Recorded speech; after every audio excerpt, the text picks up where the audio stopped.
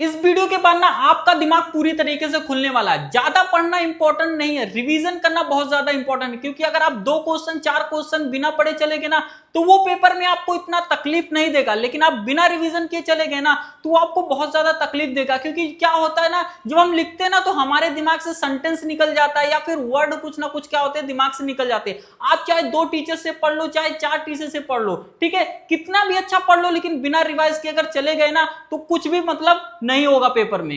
Revision करना कितनी बार है, अगर आपको 95% या फिर इससे अबाव चाहिए, इससे ज्यादा चाहिए, तो आपको क्या करना पड़ेगा, मल्टीपल रिवीजन करना पड़ेगा। डेली खाना खाते हो ना तो डेली रिवीजन भी आपको करना पड़ेगा। लेकिन जो वर्ड आपको क्या करते हैं डिफिकल्ट लगते हैं या फिर प्रोनाउंसिएशन में क्या होता है तकलीफ होता है, उसको आप क्या कर सकते हो, लिख के भी प्रैक्टिस कर सकते हो।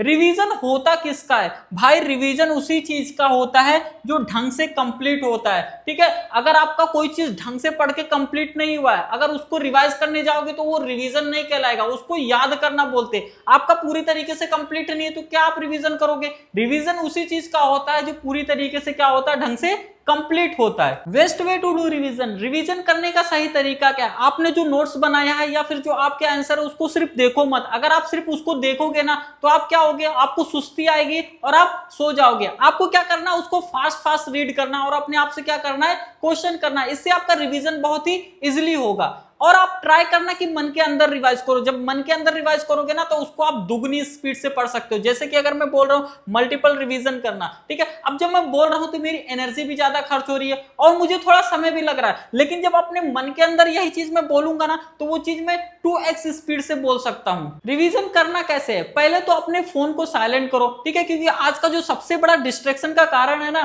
वो फोन ही है। आप क्या करते हो, 1 मिनट के लिए निकालते हो और वो 1 घंटे में कैसे बदल जाता है हमें पता भी नहीं चलता। तो आपको अपने फोन में साइड में रखना है और टेबल या कुर्सी पे बैठ जाना है और क्या करना है, अपनी बुक को खोलना है और रिवीजन करना स्टार्ट करना है। अभी जो मैंने आपको बताया अगर आप इसको ध्यान में रखोगे ना और उस हिसाब से पढ़ाई करोगे ना तो बहुत ही स्पीड में आप क्या कर पाओगे, रिवीजन कर पाओगे। और पेपर के लिए बेस्ट ऑफ लक।